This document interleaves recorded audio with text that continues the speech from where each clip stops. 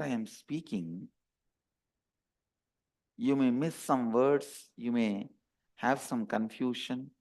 You need to internalize again and again and again. Deciding for life. Listen. Deciding for life. Every time you decide for life, immediately it reflects in your being. I told this devotee who was complaining to me, I tried to cure my blood pressure and sugar. When that did not change, I got the negative belief. I feel that is not going to work out for me. No, don't do that. Understand the number of times you decided against life only is sitting in you as disease.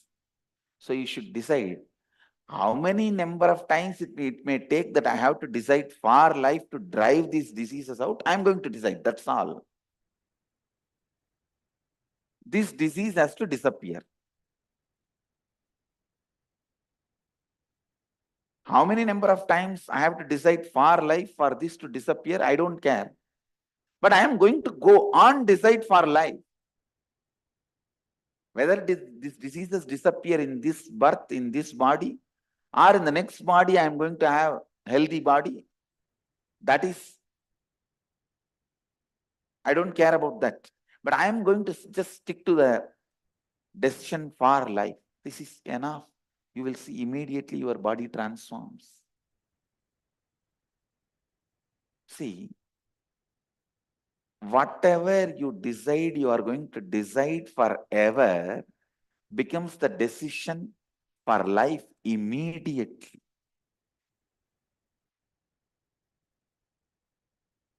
Just the other day, I was telling in the satsang, if you decide clearly, till death, you are going to decide only for wealth. You will feel then, why should I delay till death? Come on, let me start deciding now and let me start expressing. Life will be aligned, tuned. I tell you, frustrated beings are the criminals of planet Earth. Listen, frustrated beings are the criminals of the planet Earth. When somebody is frustrated, starts deciding against life, they are the dangers to planet Earth. When somebody constantly decides for life, they become the juice of planet Earth, the essence of planet Earth.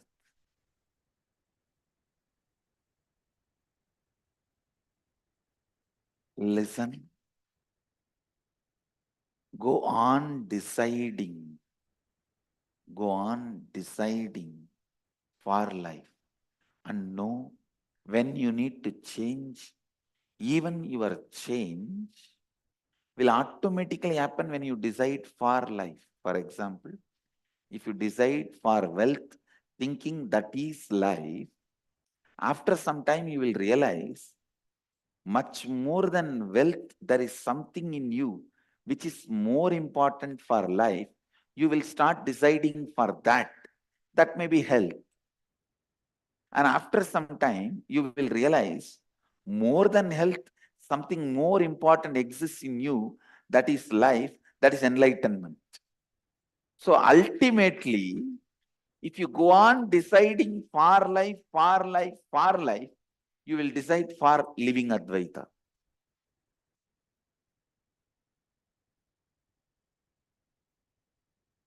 But when you believe money is life, don't decide for living Advaita.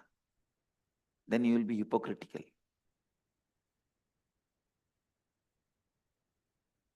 When you believe money is life, decide for money. When you realize health is life, desire for health. When you realize enlightenment is life, decide for enlightenment. When you realize everything is life, decide for everything. You will have energy to have everything. Money, health, enlightenment, everything.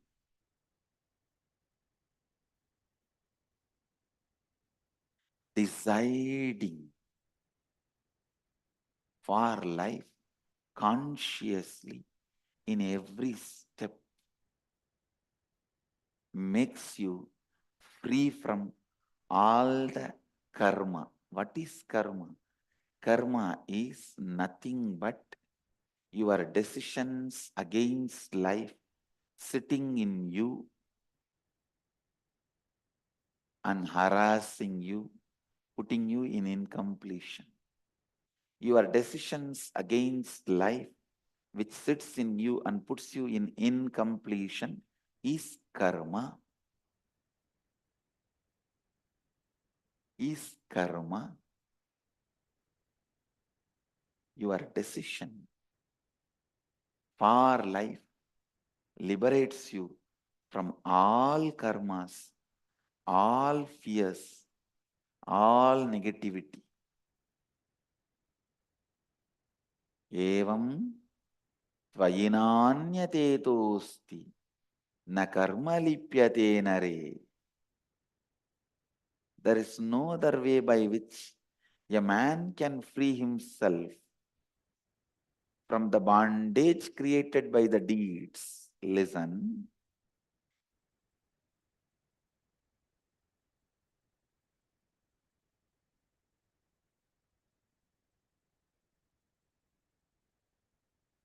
How much ever you hear all these things, you need to sit and internalize. That is why again and again I insist, come here, experience inner awakening.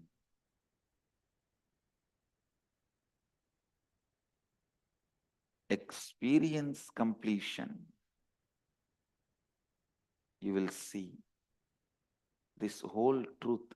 Deciding for life will become your very core cognition.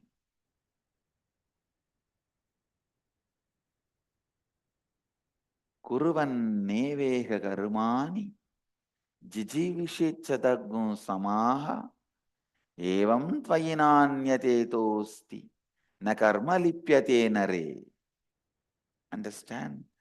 There is no other way by which a man can free himself from the bondage created by the deeds.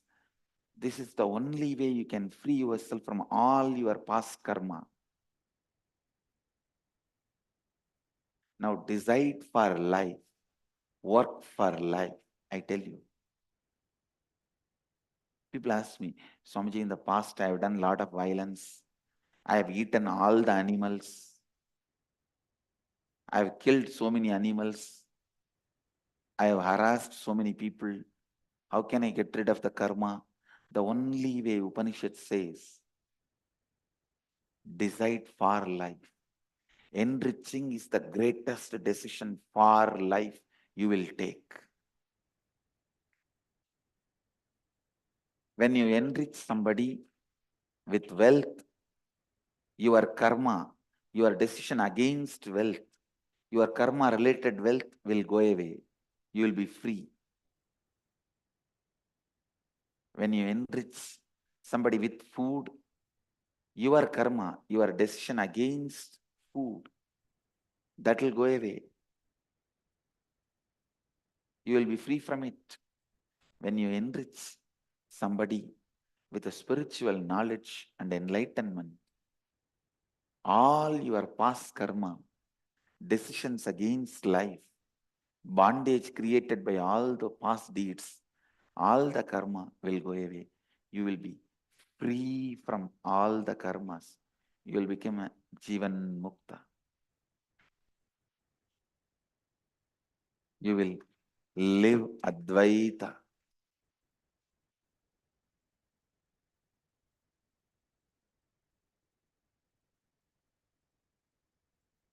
kuruvanneveka karmani jijivisheccadagnu samaha evam tvayinanyate tosti na karma lipyate nare.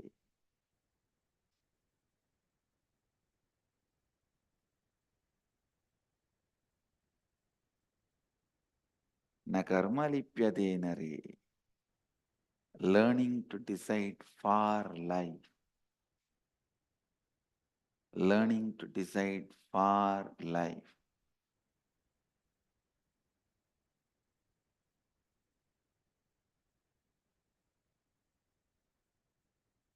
The more and more decisions you take for life, more and more you become healthy,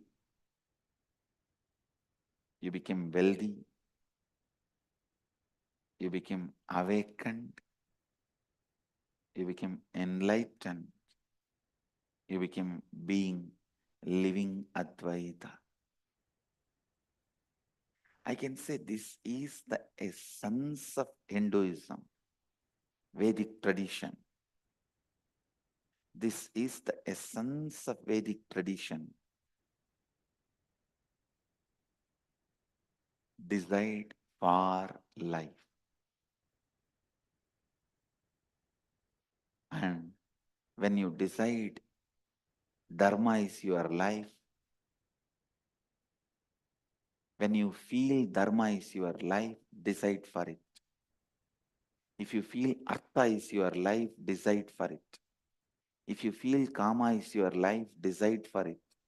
If you feel Moksha is your life, decide for it. If you feel all the four are your life, decide for it. Deciding for life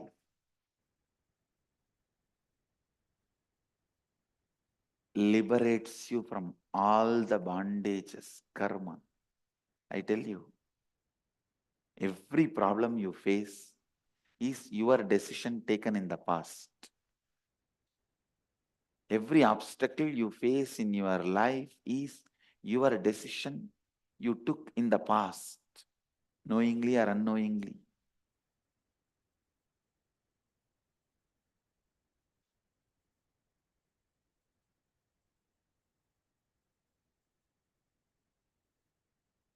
You can decide now strongly for life. You will see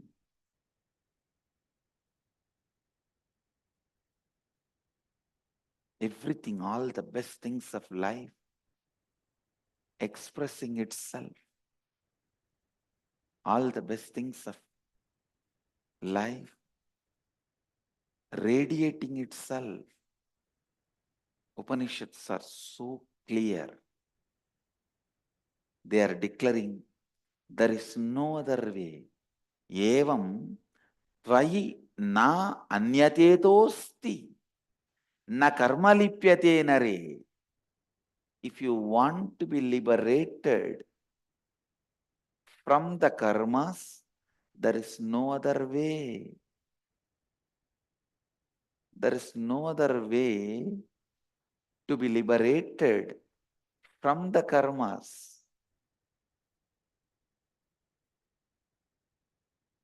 There is no other way man can free himself from the bondage created by the deeds.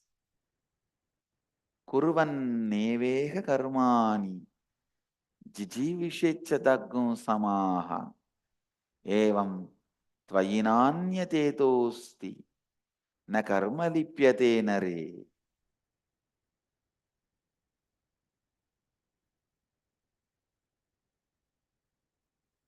There is no other way by which a man can free himself from the bondage created by the deeds. Understand, if your decisions and actions have created certain bondage, only by deciding for life and acting, you will be free from those bondages. One more thing you need to know, Even a laziness is an action by you out of your decision against life. So when you decide for life, the laziness, tiredness, boredom, hatred, anger, everything will melt down. Everything will be cleared. So decide, listen, decide for life. Decide for life. Decide for life. So with this, I bless you all. Let you all radiate with integrity, authenticity, responsibility, enriching, causing, living Advaita, the eternal bliss, Nityananda. Thank you. Be blissful.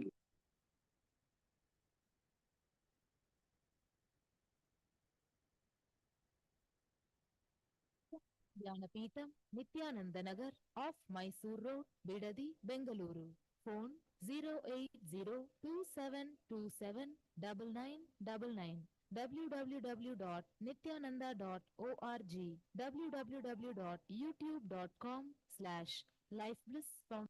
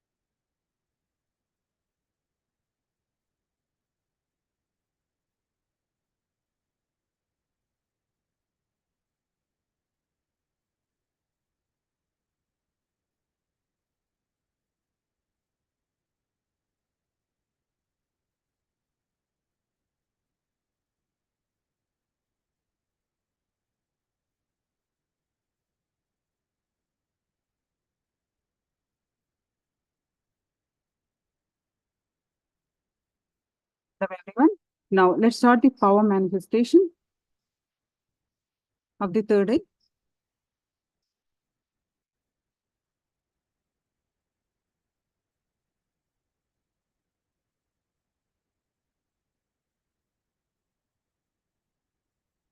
Nityanandam, Pascal.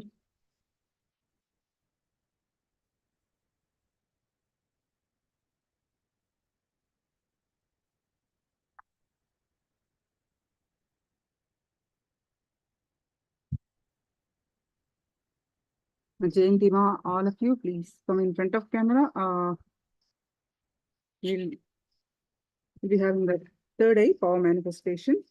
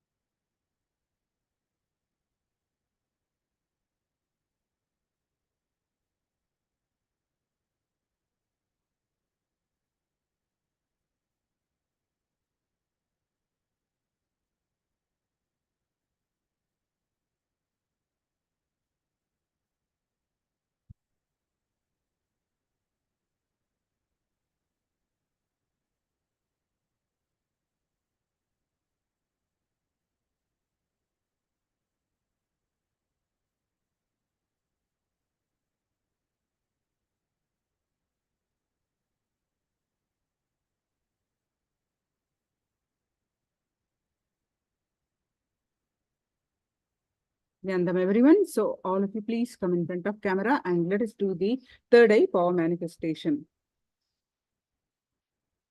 Ma Marie Jacqueline, Ma Pascal, let us start the third eye power manifestation. Yes, please sit straight with your head, neck, back, straight line. Close your eyes. Tie your eyes with eye band. Macharpi, close your eyes and tie your eyes with eye band. Ramanima, tie your eyes with eye band. Bring your restful awareness to your third eye.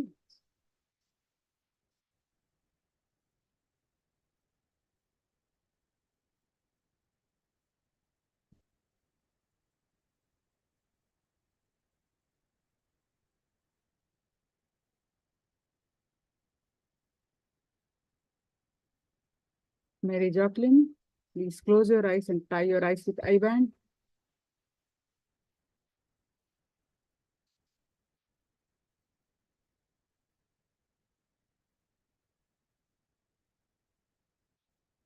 Continue to visualize Swamiji's darshan form in your third eye. Fill your inner space with Swamiji's form with the clear context that Swamiji is Paramashiva in the human form, and meditating on the form of Swamiji will awaken your third eye. With this clear context, fill your inner space with Swamiji's form, Paramashiva, Swamiji's form. Any thoughts that are coming, let it come. Let it go.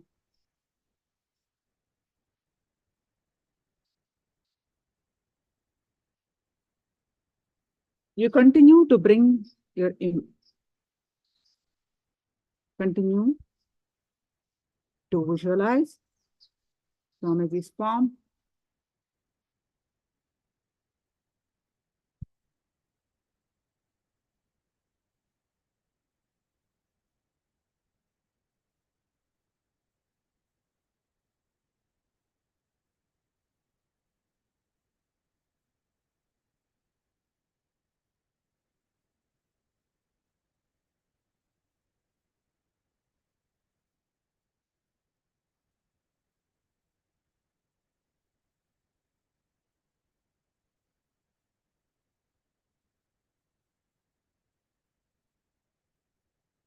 Again and again, bring your attention back to your third eye. And now start chanting the Mahavakya. Om Nityananda Paramashivoham. Intensely chant the Mahavakya and experience the space of oneness. With that space of oneness,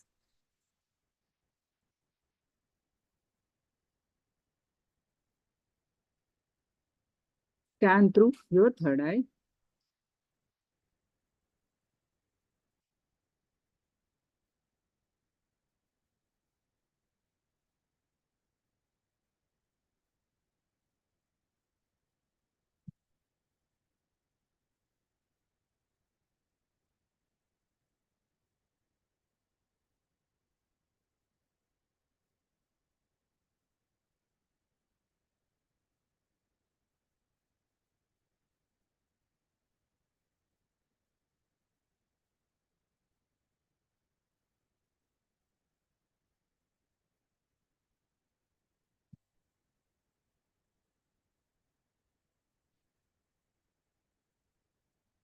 Bring your attention back to your third eye again and again. Any thoughts, just let it come, let it go.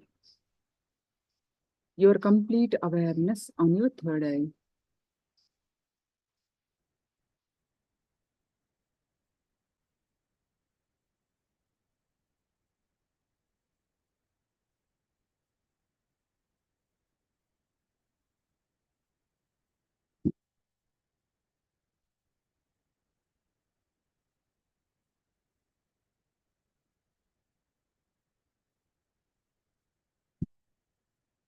Now I'm projecting the picture. Scan through your third eye and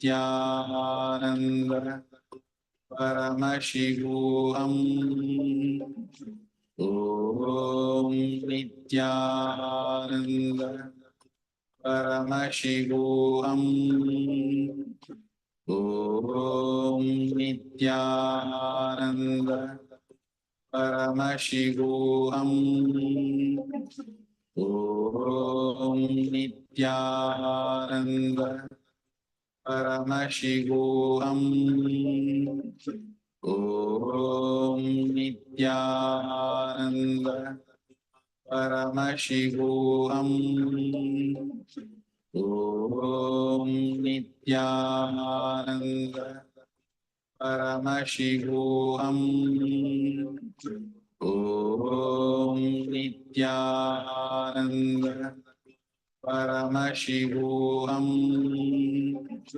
Om Nityananda Paramashivoham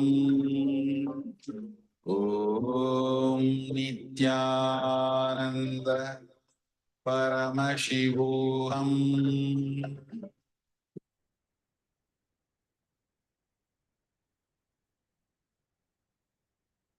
Nityanandam, everyone. So remove your eyebands now slowly and post whatever your third eye reveal in the chat.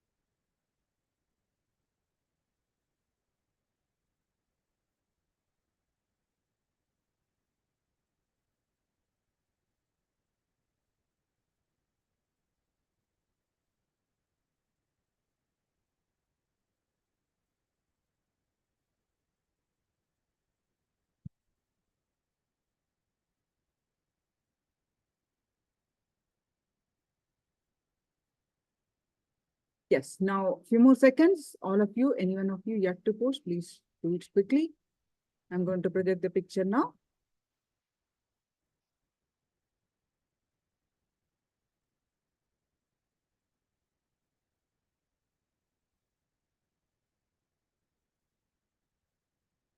This is what I have projected. So let me read your responses.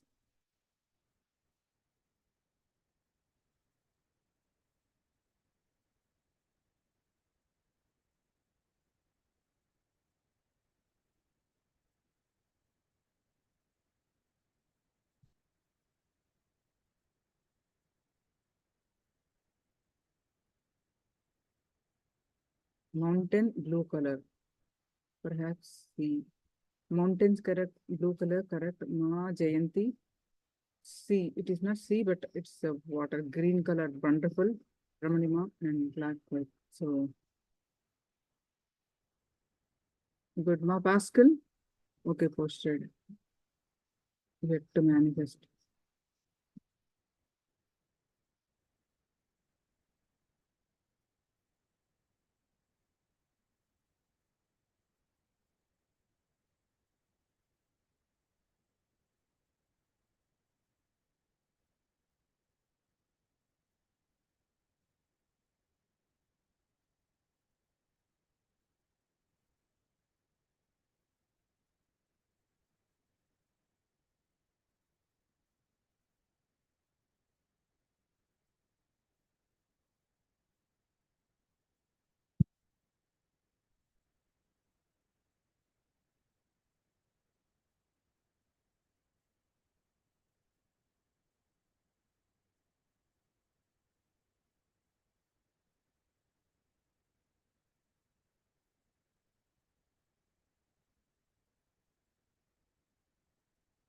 Yes. Now we are going to learn about the Vedic astrology.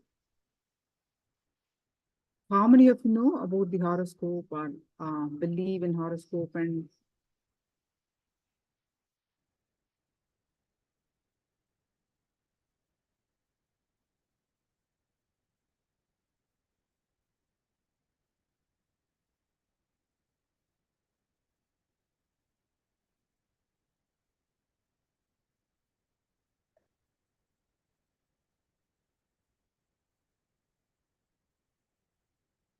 how many of you know? Can you comment something that you know, you do not know, or something you know?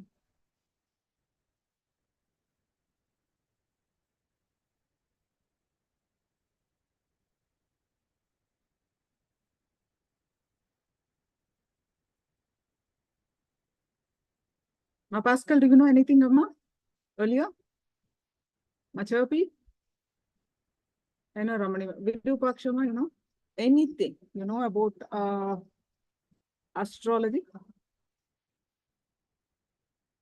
And why do we need to learn?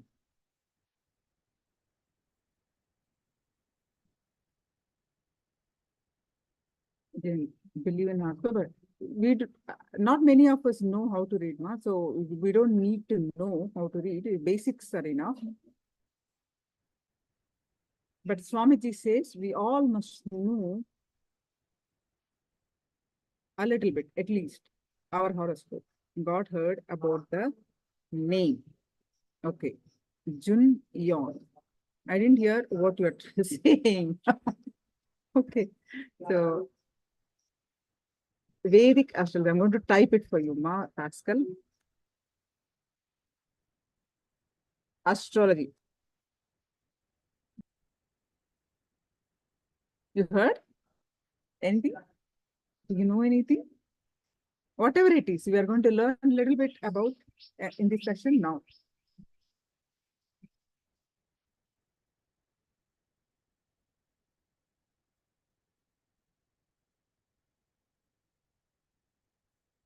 Anything you anyone knows, just share it.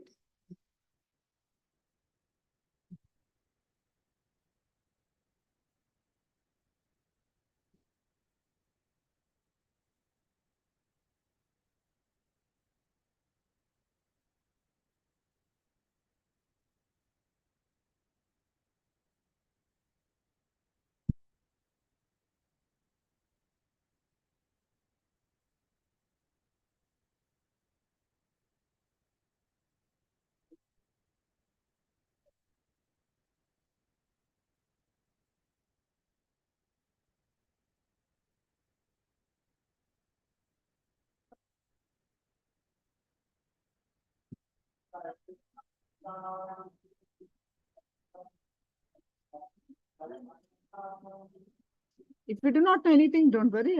I'm going to present some few basic concepts. So, yeah.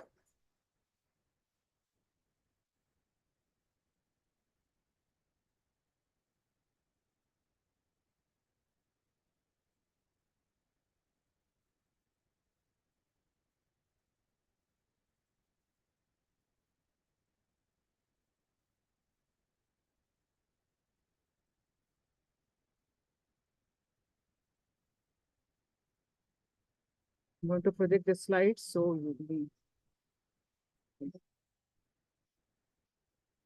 I heard Swamiji speak about in one of the PSM sessions. Yes, very interesting. I don't know a lot thing just about its deeper time and place of your birth. Yeah. So basically, there are 9 planets. Each one has a specific purpose. Like sun. Every day, what the sun that we see is one planet. The moon is one planet. And the other planets, we're going to learn a little bit names, at least we'll know, and what is the basic, their basic understanding we're going to do learn now. What I want to ask is, or share, whatever, see, in life, there are certain things happen to us, right? There are certain things like marriage, divorce, kids, health, wealth. Why we are born a certain way? Why we are born? Some people born in a very poor family, and some people born very rich families, like silver spoon. Why? The little kids have not done anything, right? By then, but why they have born in poor families, and why some are born in rich families? Why some people get into accidents or ill health, and why many people's relationship break, marriage doesn't last.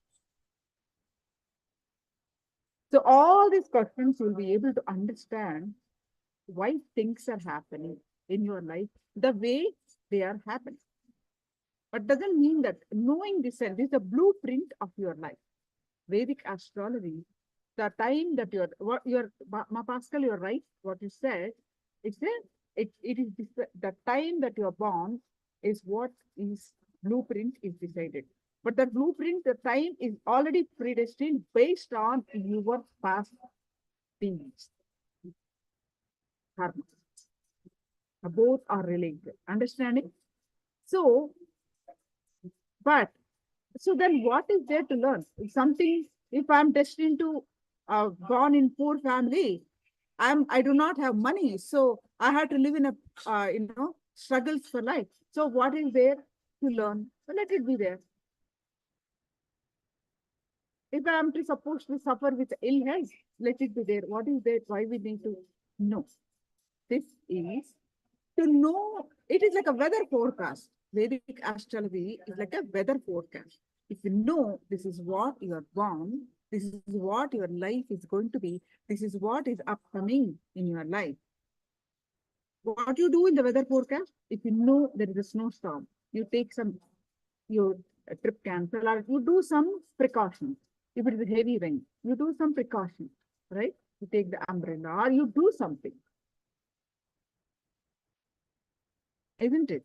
It is like how you know the weather forecast, you take precautions to protect yourself, to save yourself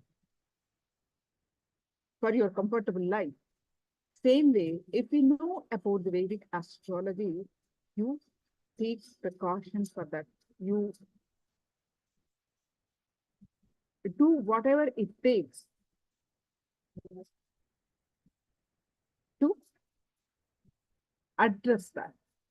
What you do now is a lot more important. Are you able to understand? All of you are able to understand what I'm trying to say? Yes. Jayantima, are you able to understand? It is destined. See, in scriptures, Vedas are the original source scriptures. In that one, Adharvana Veda, it says, Sutova, Sutaputrova, Yovakova Mavamyaham. Meaning, I may be born in a poor family, but that cannot decide my destiny. You may be born in the poor family because of your previous janma's deeds, whatever is the reason. That doesn't mean that you cannot have, that cannot be, you need to die in poverty. That cannot decide your destiny. Same thing applicable to your all aspects of your life. Knowing, so you take action, you take precautions, you surrender, you pray, you raise your consciousness. So they are taken care. It's such a beautiful science. It is from the Vedas. This Jyotisha is from the Vedas. This science is absolutely true, but who is reading that is more important. Based on his knowledge, based on who is the interpreter, who has studied, is thoroughly studied. It all depends on that. But this science is really, really real. It is from the Sanatana Hindu Dharma, and this science is really real. why we need to study is knowing karma, we know how to take care of. It helps us understand about life's perspective. Same way, learning about the Vedic astrology and especially our horoscope, why things are happening the way they are happening. So you take care of it.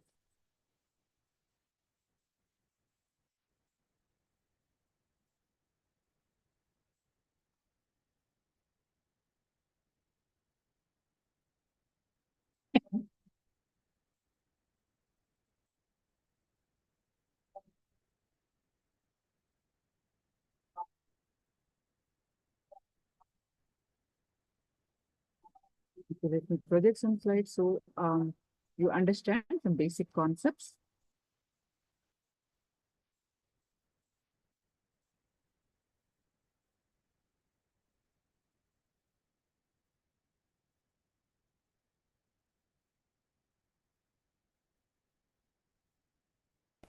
Vedic astrology, Bruhat Parashara, the great sage, has given to the humanity from the Vedas. Bruhat Parashara. This is the book that he wrote. It's called Bruhat Parashara Hora Sastra. From the Vedas, he has given this book. He says the Lord is in all beings and the entire universe is in him. So if you look deeply, if you look beyond mundane life, beyond day-to-day life we live, if you contemplate on the night sky, you will see that the most intimate and complete relationship man owns is the relationship to the universe.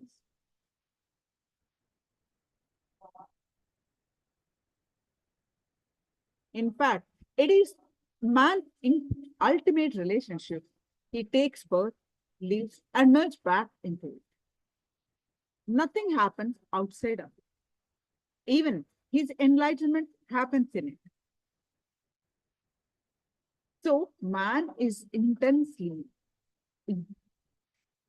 closely connected to the universe.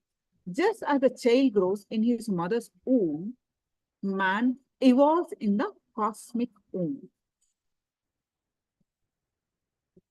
He is the microcosm of the tremendous cosmic macrocosm. So we are the hologram of the cosmos. What does it mean? We are the microcosm. Whatever is out there, whatever is happening in the universe, it is happening in this body, in this system. Therefore, all components of man, from the grossest to the subtlest, come from the universe. His body, his mind, his energy, and his very consciousness are all elements of the cosmos.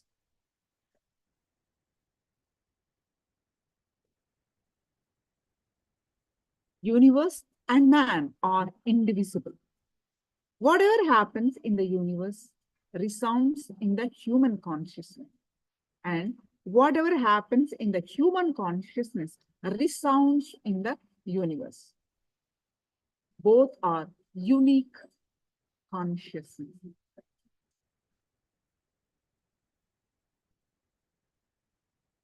The great Vedic astronomy.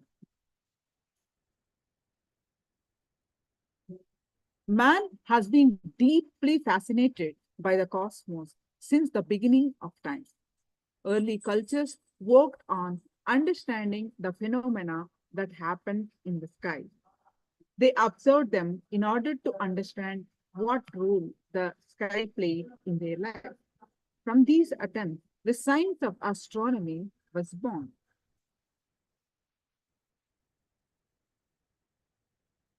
In this field, the ancient Vedic contribution is well known. The earliest references to astronomy are found in the Rig Veda, which are dated 2000 BC. Around 500 BCE, Aryabhatta, a great astronomer, presented a system that showed the Earth to spin on its axis and considered the motions of the planets with respect to the sun.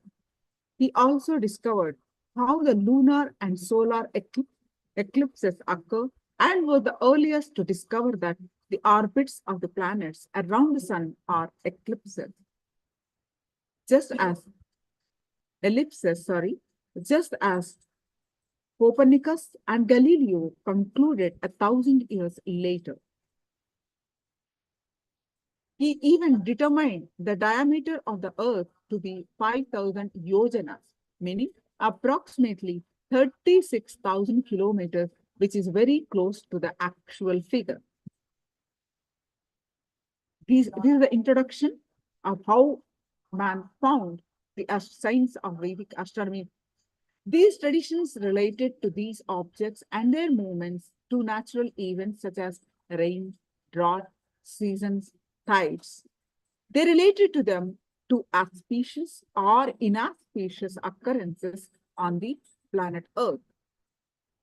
Jyotisha, astrology, they called Jyotisha in the science of Vedic astrology, took birth out of observances and perceptions based on these astronomical phenomena. The first astronomers were actually rishis, ancient Vedic sages who understood sky was a divine happening. They identified celestial objects and energies and gods and connected astronomy to astrology.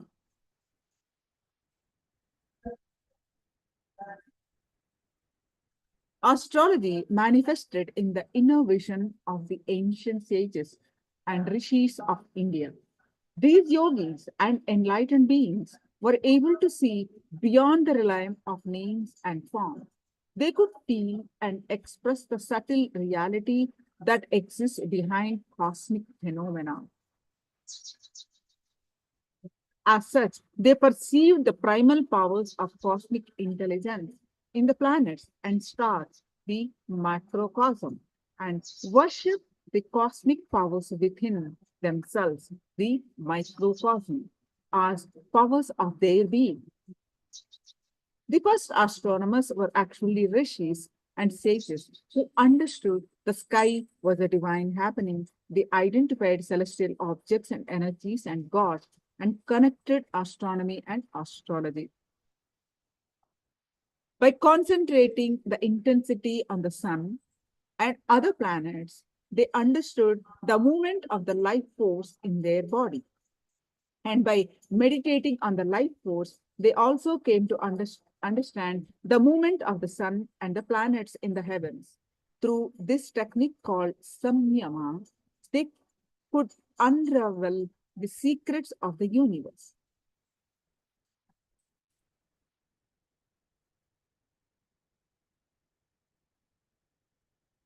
They brought down their understandings into a system of Vedic science, which became known as Jyotisha, the science of light. Jyoti means light. Parashara was one such sage. He is known for being the father of Jyotisha. Sage Parashara wrote the magnum opus Brihat Parashara Horasastra, which systematically explained the theory of predictive astrology. According to history, he is the grandson of Vasishtha and also father of Vedavyasa, who wrote the great epic Mahabharata. The depth of his astronomical knowledge was so great that one evening, while crossing a river in a boat, he casually looked at his favorite stars in heaven and suddenly realized it was an exceptionally auspicious moment. He concluded that if a child were conceived at that moment, he would be an expert in the scriptures. So he told this to the lady rowing the boat and requested that she marry him. She agreed to the son born out of their spiritual union was Vedavyasa. By observing the movements of the celestial bodies through time and space, the science of Vedic astrology can be applied to each human incarnation to encourage the soul to develop to its fullest potential. So this Vedic astrology helps you to experience Paramashivoham, help you to experience your fullest potential. Swamiji says, the moment the consciousness enters into the body, the energy level of the cosmos at the time of birth gets printed in that consciousness. Your inner space gets a print of the cosmic energy level and the position of the 9 major plant energy centers of the solar system. The astrological planets are not only astronomical, they are energies. A particular energy of push and pull exists between them. The different energy positions clearly decide the cosmic energy level during the time of birth. Based on that, Jyotisha will be able to predict the course of life. Understand, not exact incidences because you have freedom. You have freedom to decide whether to sit here or not in this session, isn't it? To read this or not. The major courses of life, if you will get enlightened or not, can be predicted. Principles can be predicted, not policies. Having an idea about your horoscope will give you the intelligence and acceptance in your life. Intelligence to take decisions and the acceptance to bear the inevitable things. According to me, a seeker should have a basic knowledge about his horoscope. Are you able to understand? Jyotisha can help one read his destiny. But what is actually destiny? Jyotisha and living enlightenment. There are only 2 types of destinies. The first one is destiny as defined by a dictionary. Destiny lived within the boundaries of the ego with its own expectations, hopes, desires, successes, and failures. It is constantly changing. Because it evolves under mind's law, it is mechanical, accidental, and coincidental. The other destiny is existential and ultimate. It is the flowering of consciousness into enlightenment. Understand, the only thing predestined in the field of life is that man is meant to evolve to reach enlightenment. You are born to reach to enlightenment. Come what may, whether this life or next life. That is what your evolution is about. The rest is just incidental. It happens for no other reason than to teach and mold the being towards seeking enlightenment. Living enlightenment is all about making conscious choices free from the unconscious push and pull of the samskaras. The further you wander from your center, the more you lose yourself into your periphery, and the more you are subjected to incidences and accidents. Whereas when you live enlightenment, you are centered, you are within your boundaries, you are aware. You become predestined because your predestination is to reach enlightenment. That is predestined. Your destiny is to become more and more aware. Then you become the agent of your fate and you move beyond Graha's influences. This is how you come to in terms of your karmas.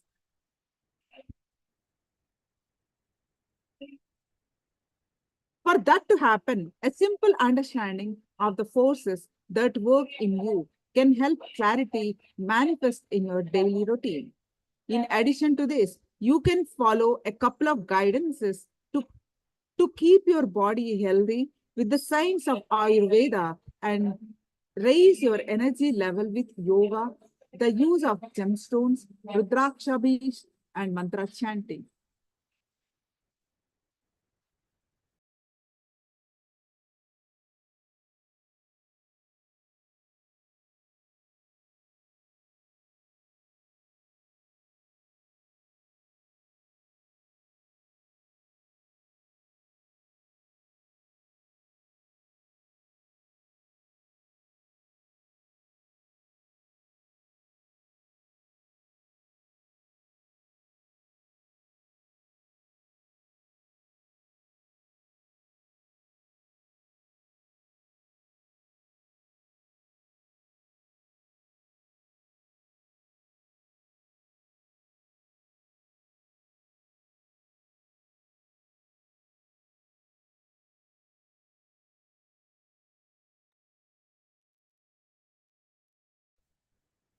Also, equip yourself with the basic knowledge of your psychological tendencies, coupled with the ancient Vedic wisdom expressed by the great enlightened masters. All these remedies will bring lucidity about your mental setup and support for eventually dropping your conditioning, unclutching from your mind and emotion, and fostering your intelligence and energy to live enlightenment. The grahas are energy centers, energy fields that planets exert in the universe.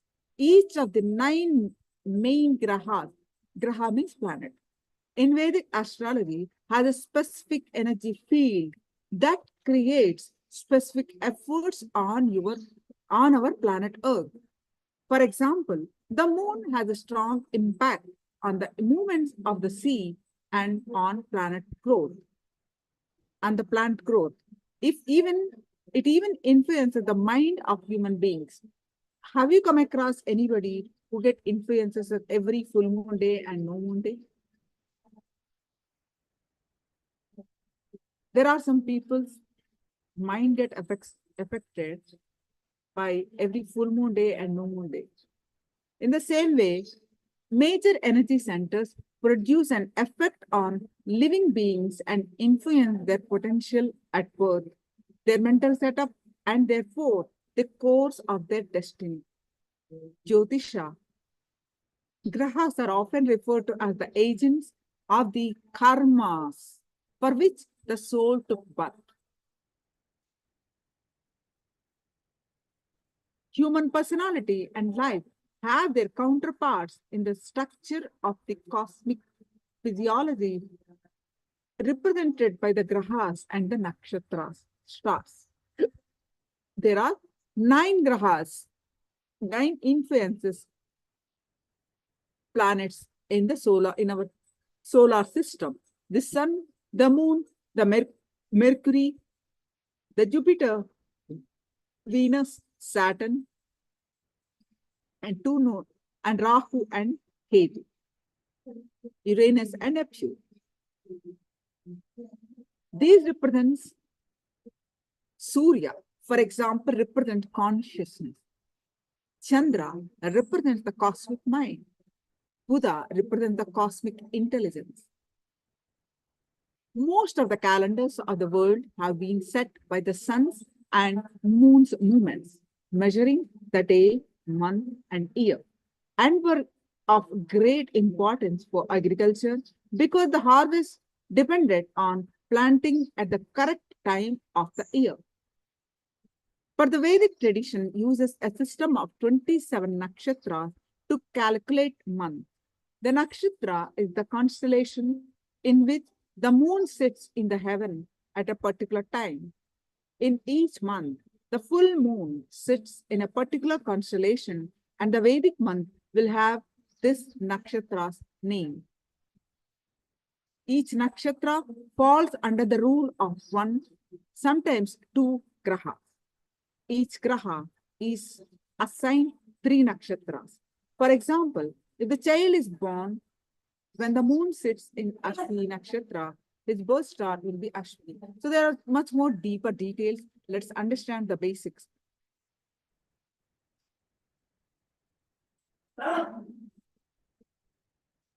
Now, let's enter into understanding from Swamiji the basic Vedic astrology and astronomy.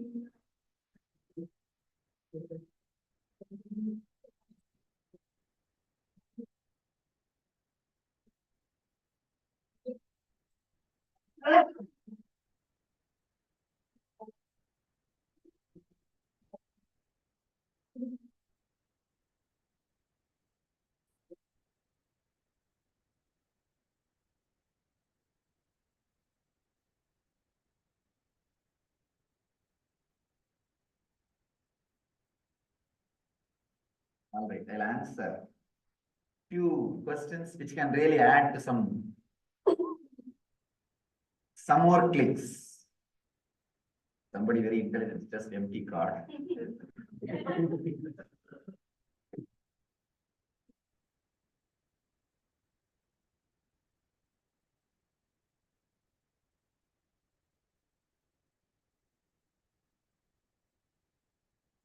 Swamiji, could you please provide an insight on relationship between the person's horoscopes and karma?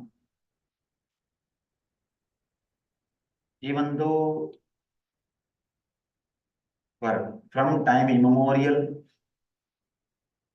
the so-called logical people and atheists were abusing, disrespecting the traditional astrology. Secretly, they were always consulting astrologers.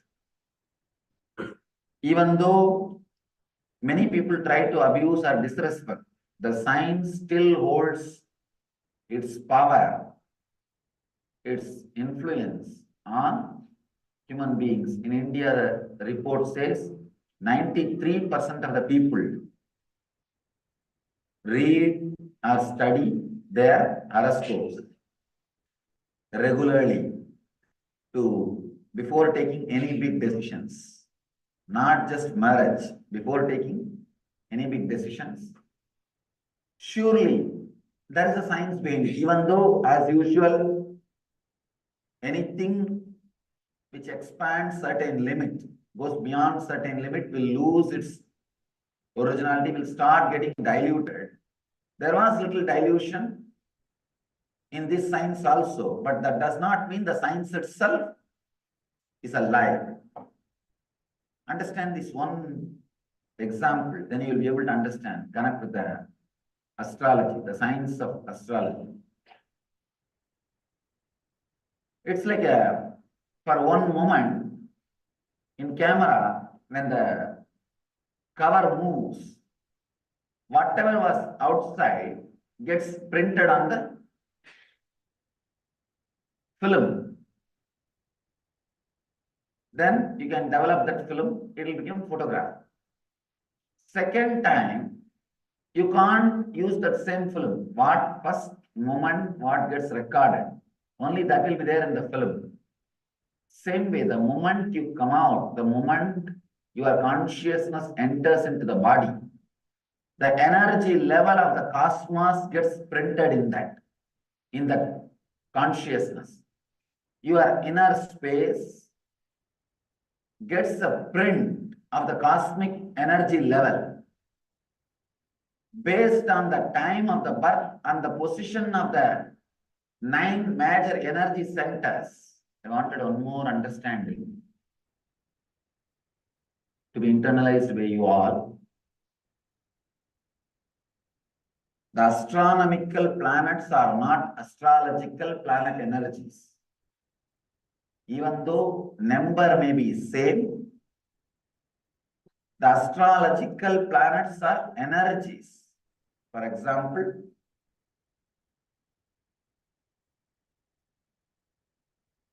planet Earth is here. Maybe I can use the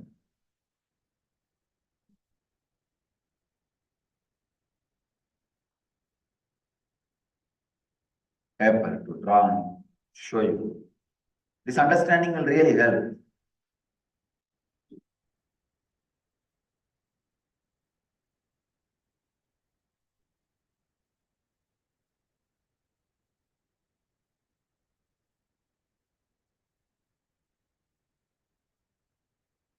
Planet Earth is here.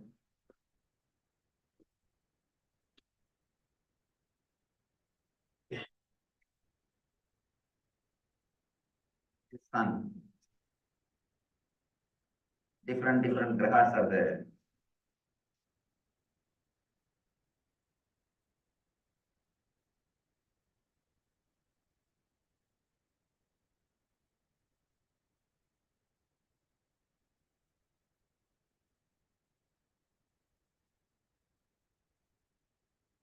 Please visualize this as eccentric circles.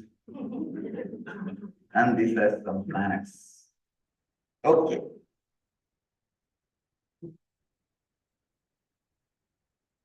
This is sun.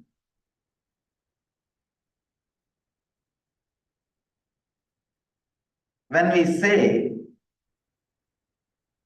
here in our temple, if you see, there will be 9 planetary energies. Statue deities will be there. They will be worshipping. When we say Sani Graha, that is not exactly Saturn. Consider this as a Saturn. A particular energy of pull and push is there always between the grahas. The energy which comes out of the Saturn does not completely come and influence the planet Earth. In between, something will be added, something will be deleted. Different energy clash will be there. For example, 100 unit push energy comes from the Saturn, and if 20 unit pulling energy comes from the Buddha, naturally it will be neutralized. It will become 80. And suddenly here you will see Shukra may add 30 unit, then it will become 110. When it reaches, by the time it reaches the planet Earth, it may get deviated for some time. Then it may come down to 80 or 50. Whatever finally reaches, that is what we call sunny, Saturn energy. Understand? It's a very subtle science.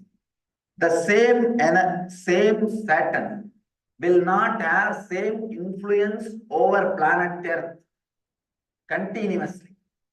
If he moves, the total calculation of the pull or push will differ. If you move, even sometime I have seen, within 12 days, the whole energy will be different. Whole energy will be different. If the astronomical planets and astrological planets are same, then the energy difference will not be there. But it is not same. It is not same. It is the totality of the energy reaches to the planet Earth. Maybe when we say Saturn, the major influence in that energy flow was from Saturn. When we say Buddha, it is not that only Buddha is radiating. That energy which came out of Buddha, by the time it reaches the planet Earth, goes through some 5-6 alterations. So many influences get added and deleted. Then the energy reaches the planet Earth. The different energy positions clearly decides the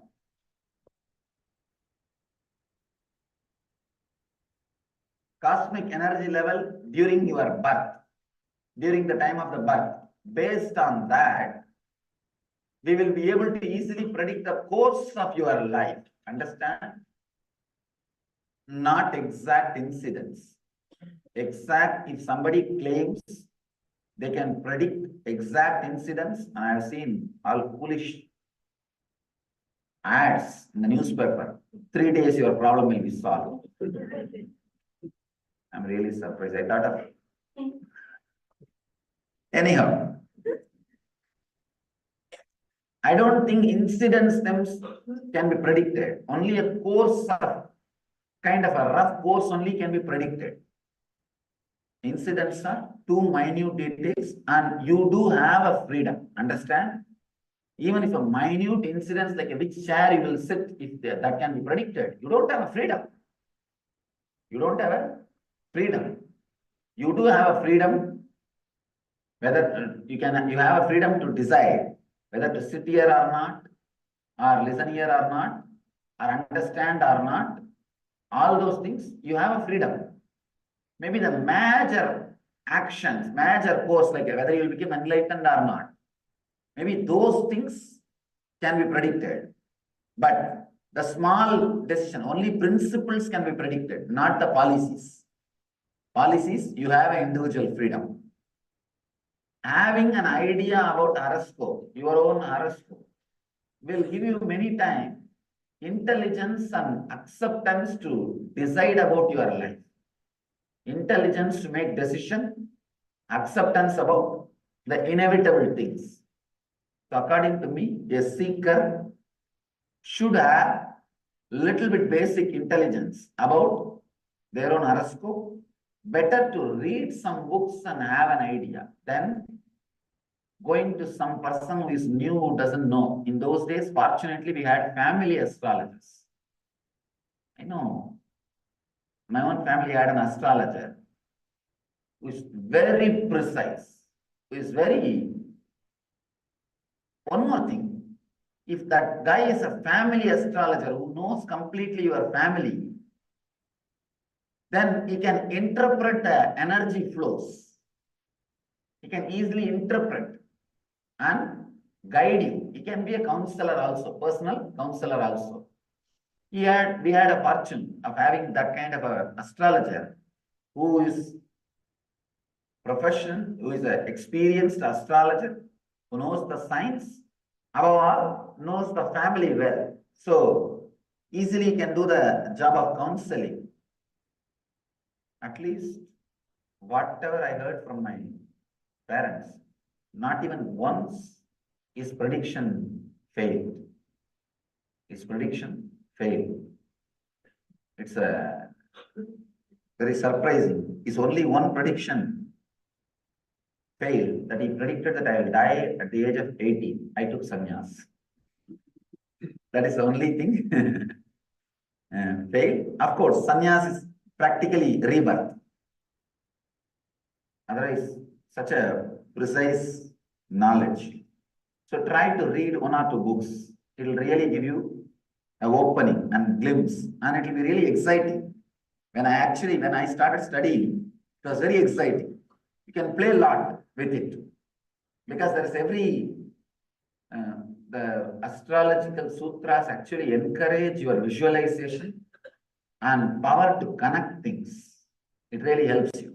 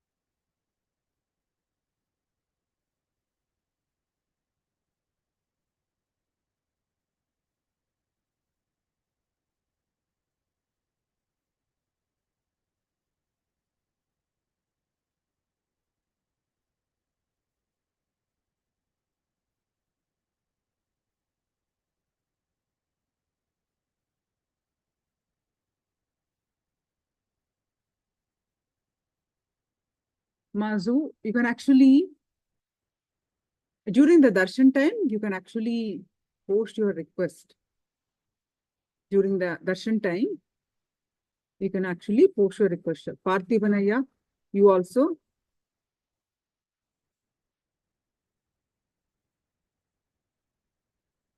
Yeah, Parthivanaya, for your father also, you post your request during the darshan time.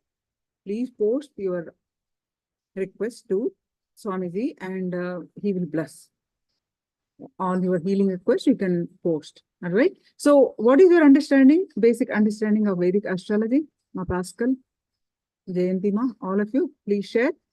And now we are going to have one more learning about deeper insights about Vedic astrology.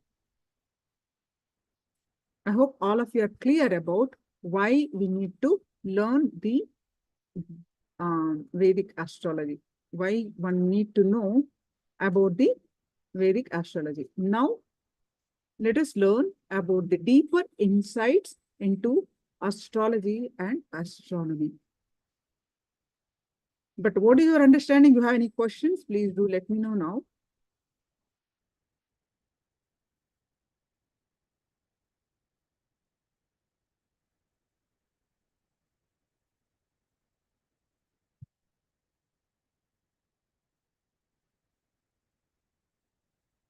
Now, Pascal, are you able to understand? Yes. A thumbs up. Astrology can determine the influence of planets on your life. Wonderful.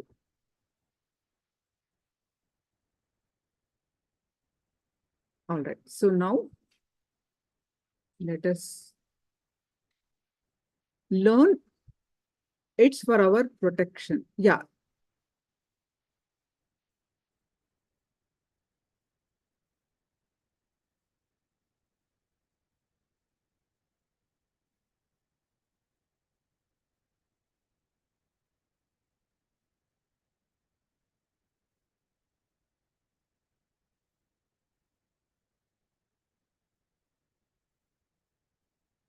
I welcome you all with my love and respects. Before entering into the satsang, I wanted to remind all of you to sit in Padmasana. Today I'm seeing all satsang centers are filled with devotees. Because yesterday we insisted 25 numbers, whole Seattle is full suddenly. Today, all satsang centers are full.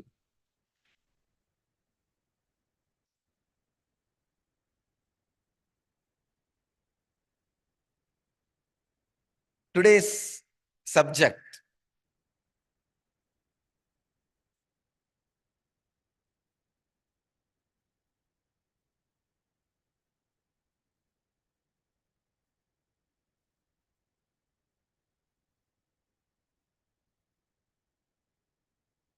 astral travel and experiencing stars.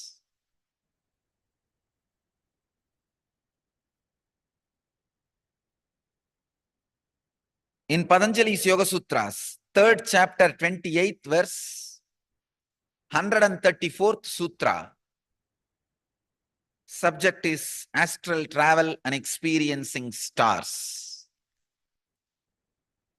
Very powerful samyama. Today's samyama is, let me read the sutra. Chandre tara vyuhangyanam. Chandre tara vyuhangyanam.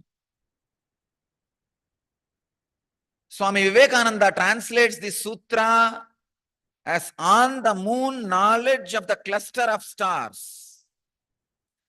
Swami Prabhavananda translates this sutra as by making samyama on the moon, one gains knowledge of the stars, arrangement of stars. Swami Sachidananda translates as by samyama on the moon comes knowledge of the stars arrangement. Bhagavan Osho translates as by performing samyama on the moon, knowledge concerning the arrangement of the stars is gained.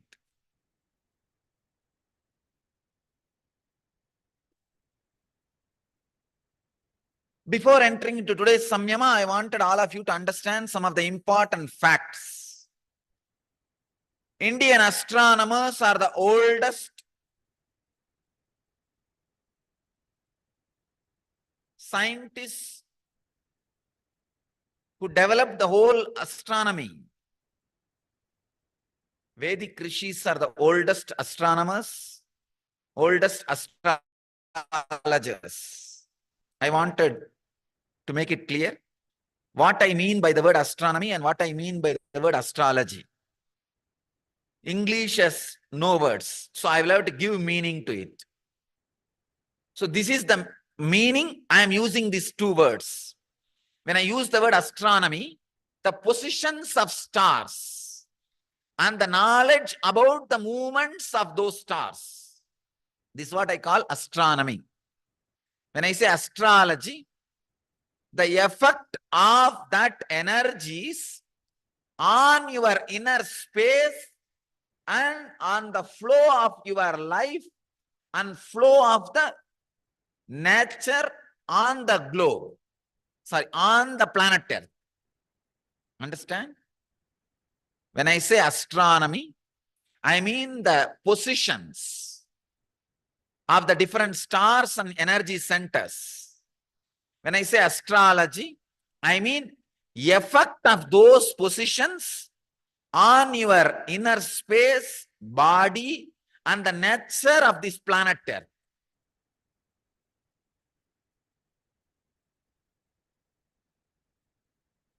Indian rishis are the most powerful astronomers and astrologers.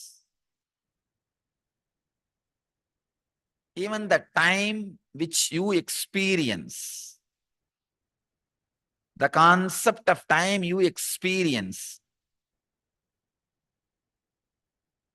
is based on Indian astrology. No scientists, no human beings other than the rishis were able to penetrate this whole system and science so deeply. And you need to know the important fact. Our rishis did not have modern day equipments. 1,001 varieties of telescopes. No. Instruments, tools, equipments. No. Nothing was available. Then how could they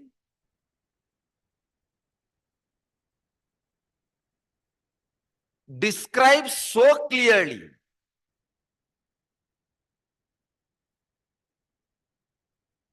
all the eclipse, the arrangements of the stars, solar system, precisely, I can say at least 25,000 years before? We have a record, solid record in Rig Veda, some of the constellations and the arrangements of stars which cannot be predicted, which can be only seen and recorded.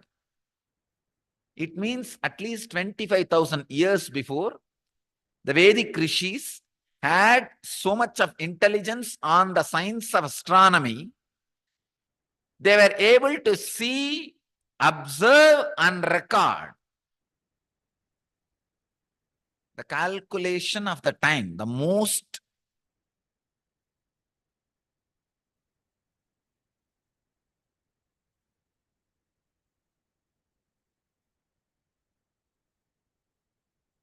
I don't have right word. I'm just searching for the right word. Precise calculation of the time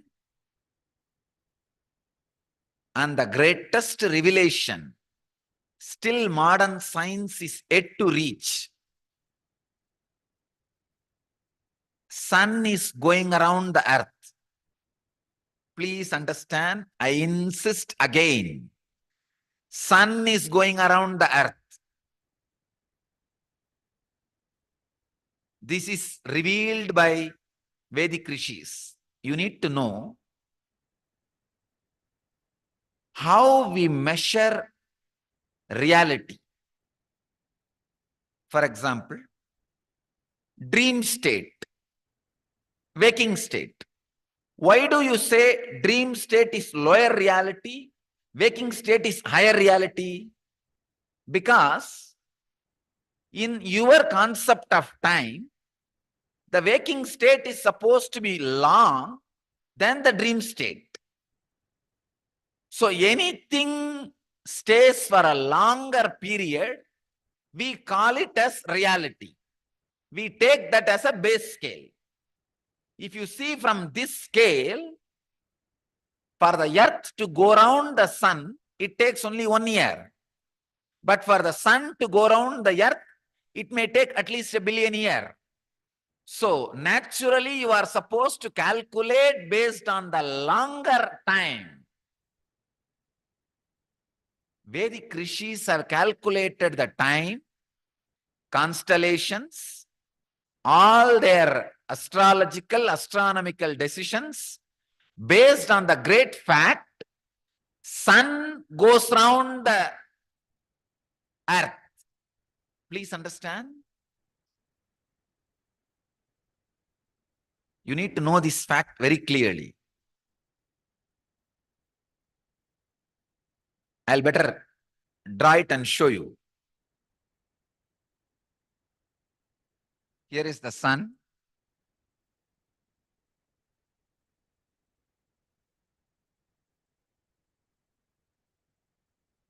And here is the earth.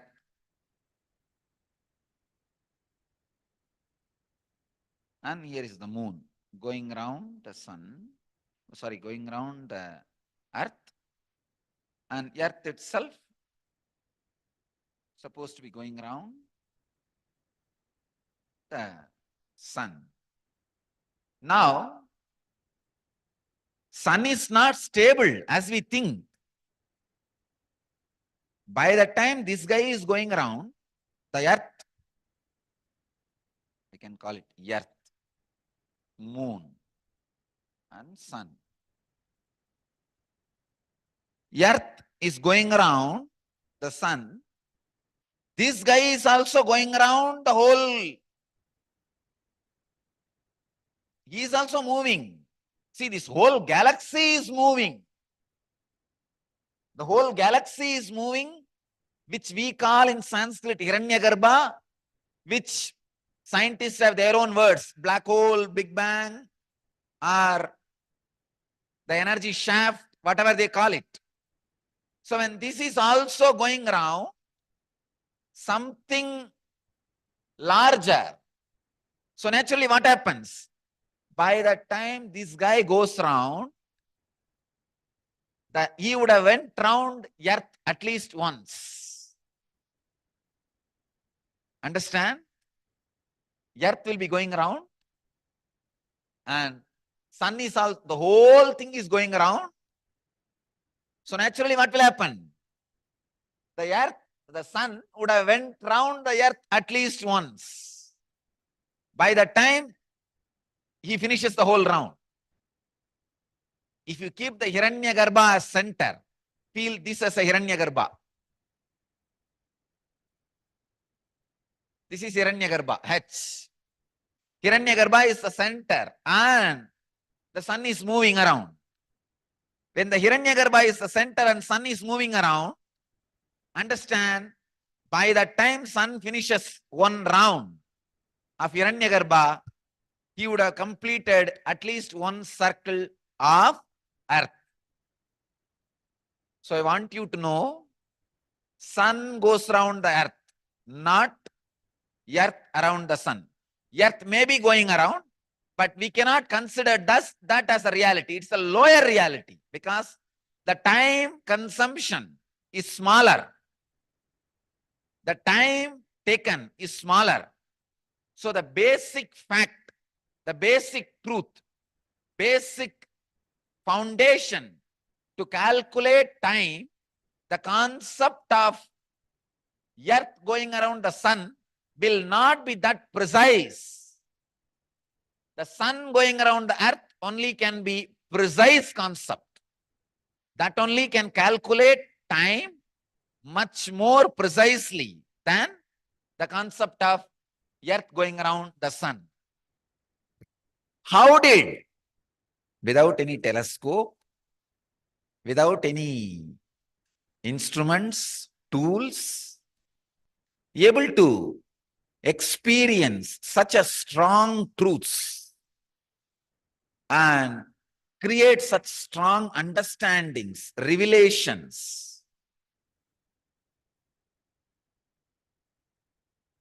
This is the one revelation revealed. I can go on expanding the knowledge of Vedic rishis in the field of astronomy and astrology.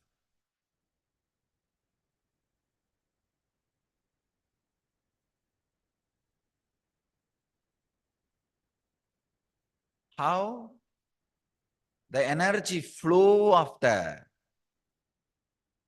different planets and stars and their arrangements directly affect the mental setup and energy flow of your body and mind and the nature's flow.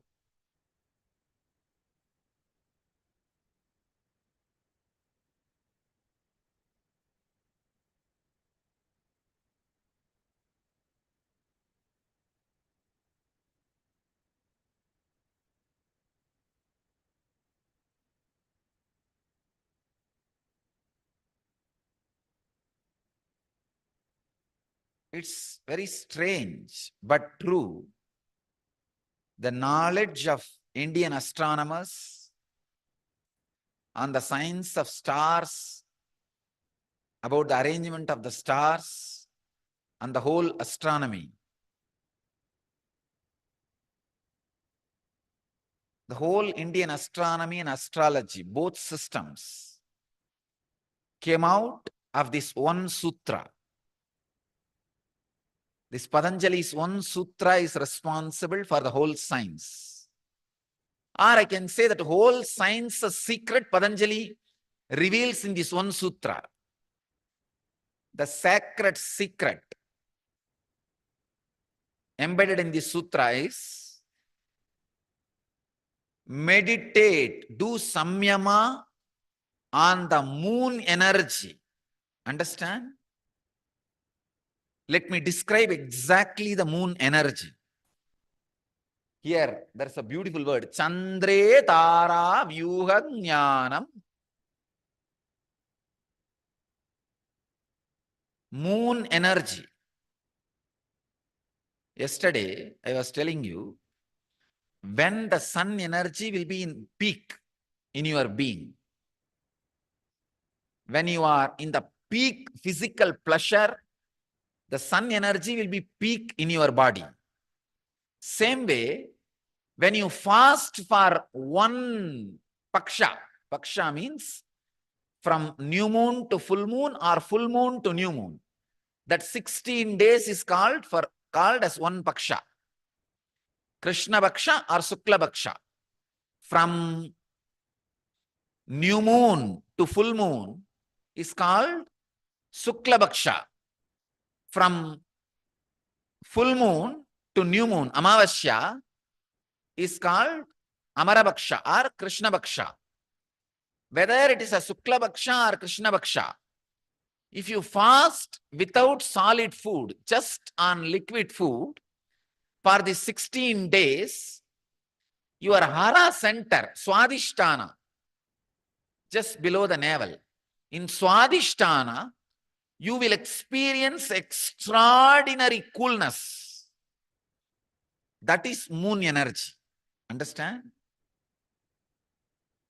When you are in the peak of the physical pleasure, you will experience sun energy.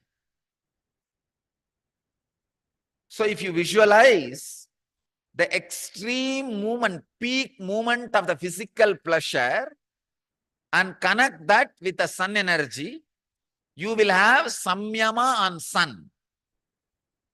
Now I am teaching you samyama on the moon.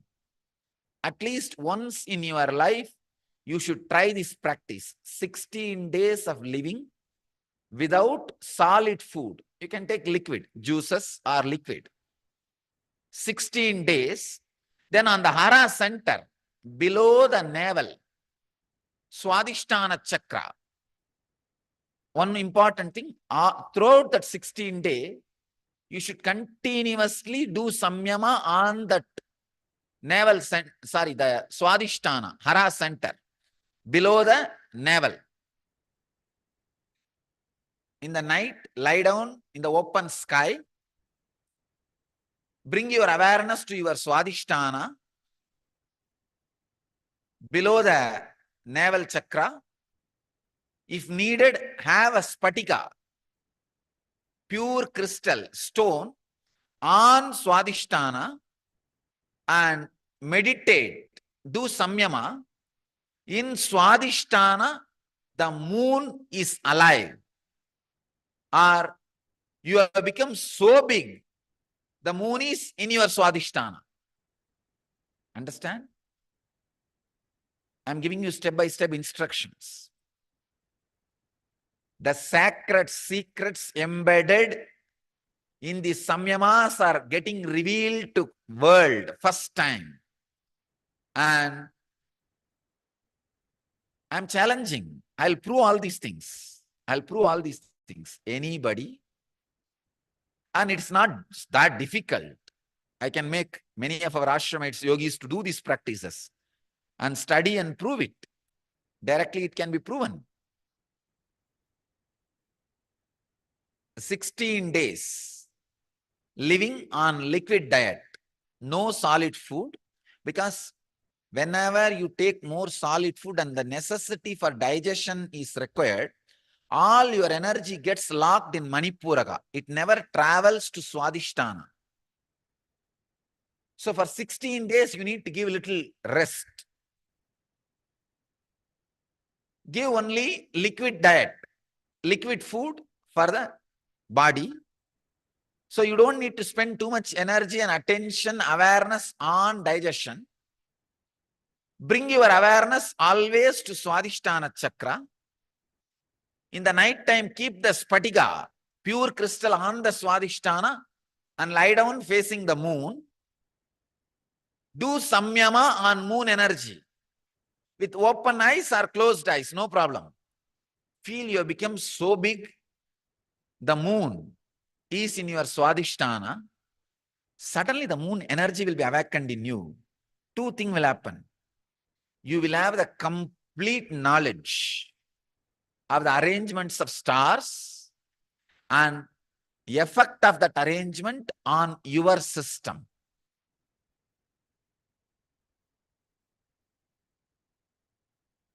Understand?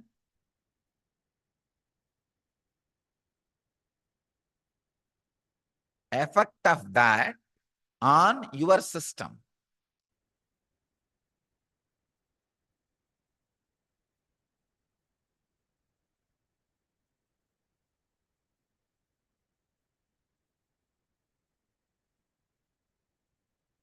The effect of the stars arrangements on your system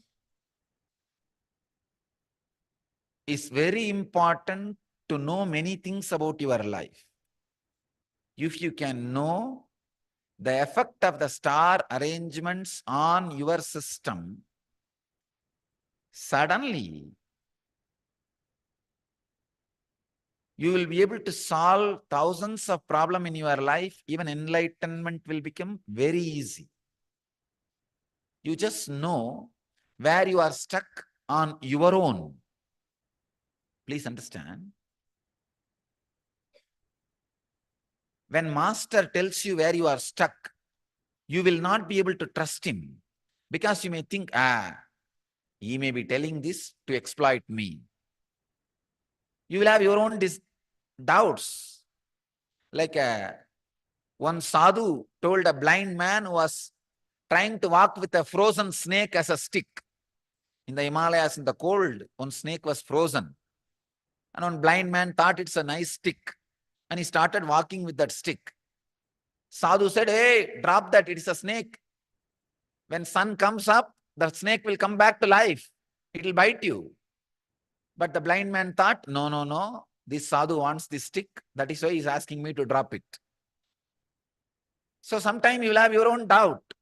But these techniques will teach you. You will have the clarity and awareness where you are stuck. If you know where you are stuck, liberating yourself will be very easy.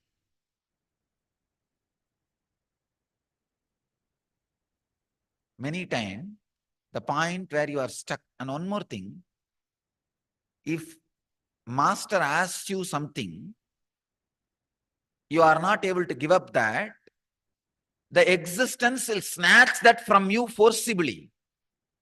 But by the time existence snatches that from you forcibly, you would have wasted too much time. But this knowledge, this kind of samyamas will teach you so clearly, you don't need to waste your time holding on to those things for the existence to come and snatch it away from you. Waste of time. So that is the reason Patanjali goes on giving many of these samyamas. This samyama is such wonderful samyama. It can bring two dimensions of knowledge. One, the positions and arrangements of stars. Second, the effect of that on your system.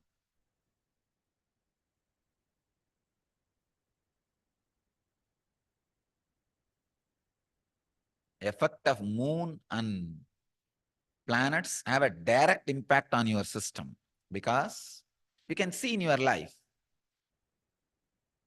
many people, one screw loose, two screw loose and all.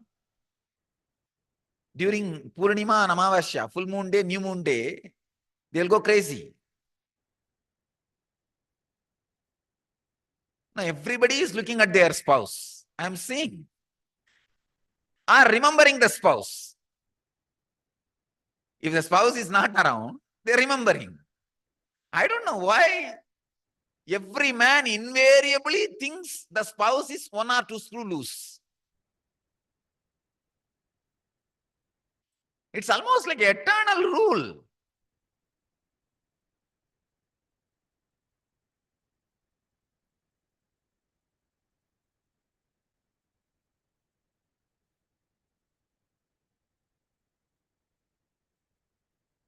What to do? Huh? Life, sometimes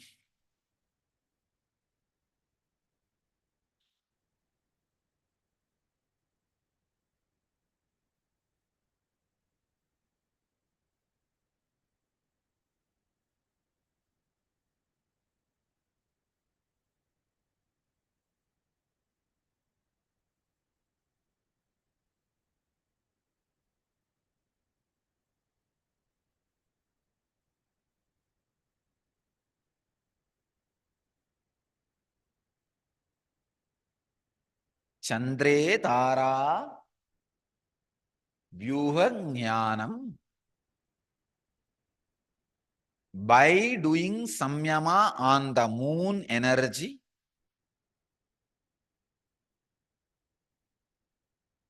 the knowledge about the arrangement of the stars and effect of those arrangement of stars on your body will be revealed to you. I tell you, especially if you are initiated into Kundalini awakening, means already you started experiencing the levitation.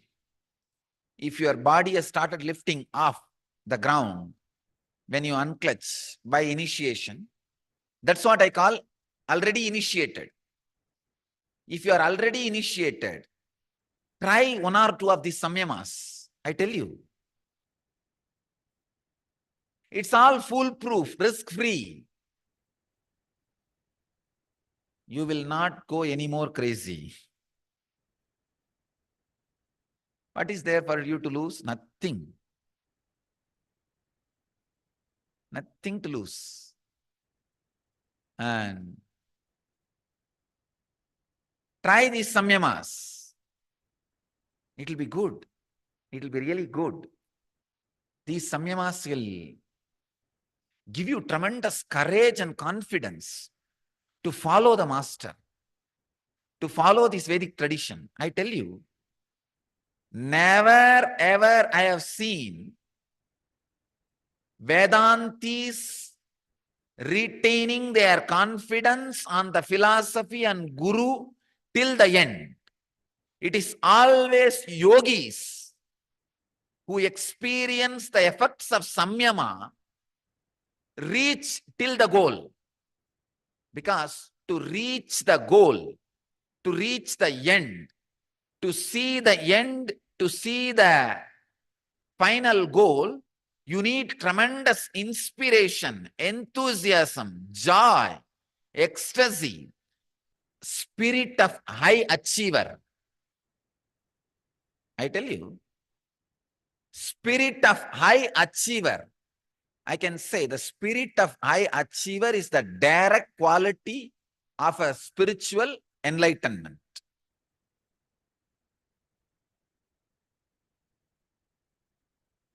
Spirit of high achiever. The spirit of high achiever is always achieved only by yogis who experience this kind of samyamas, who work with this kind of samyamas, who get the glimpses of extraordinary powers. Otherwise, Vedantis make big belly, mouth dirtied by the betel leaf, betel nut, and dirty arguments. That's all. Vedantis do not make anything except dirty mouth. It is yogis who practice this kind of samyamas. Even in our own organization, I have seen, unless people practice, they become more or less politicians. If you practice this kind of samyamas, you will have the tremendous clarity. I tell you, when you have this kind of experiences through samyama, even the secrets, the sacred secrets behind every Shastra Pramana will be revealed to you. Understand? Sacred secrets behind every Apta Pramana will be revealed to you. Many words I utter to you, even if I am shouting at you, there is a sacred secret behind. Unless you know the sacred secret behind, you will not follow it up. You will miss and mess. Even to understand Master, the sacred secret embedded behind his words, you need little bit of this kind of practices. Samyama practices. Try this samyama. 16 days. No solid food. Just liquid food. Every night, lie down in the open sky, keep a spatika on your swadhisthana and gaze at the moon. Feel you have become so big that moon is on your swadhisthana. All the other stars are in your inner space.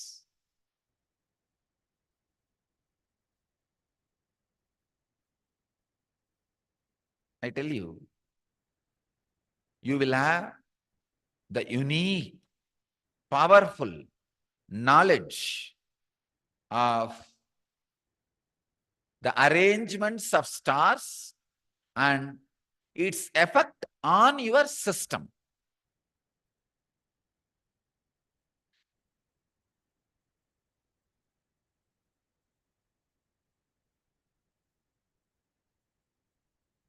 Now we will enter into the samyama. Bring your awareness to the swadhisthana. You can keep your eyes closed or open. That is okay, no problem. Learn to do samyama with open eyes. That will always be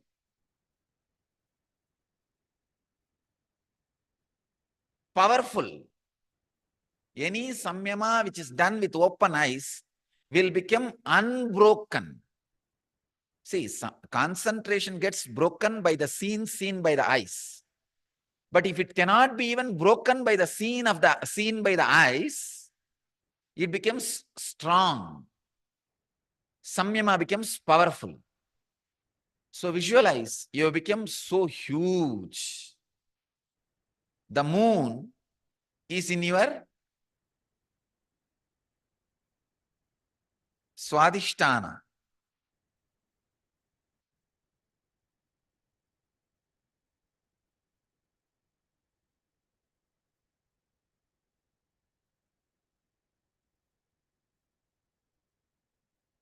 Feel the cooling effect of the moon on your Swadhisthana.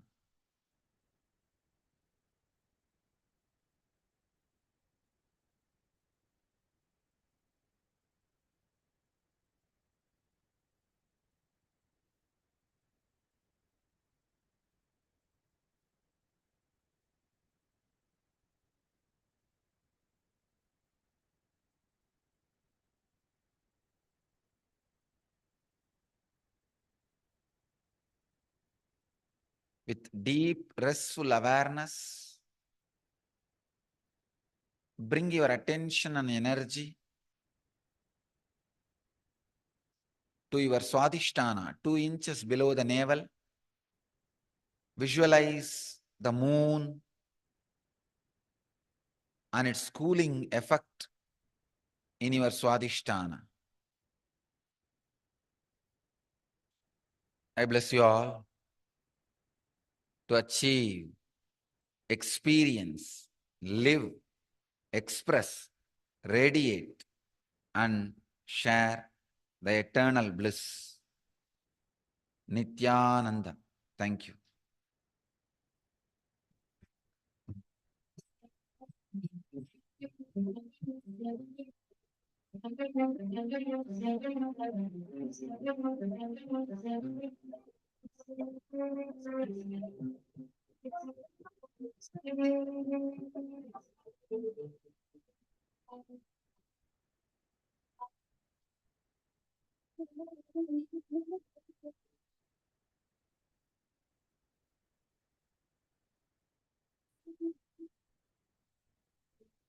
Putting all my trust in you. You know it's best for me to lead a blissful life.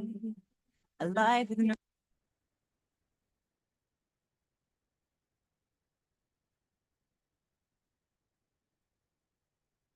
Yes, I hope all of you have understood the basics of Vedic astrology and astronomy. All right. Yes, Ma Pascal? Any questions?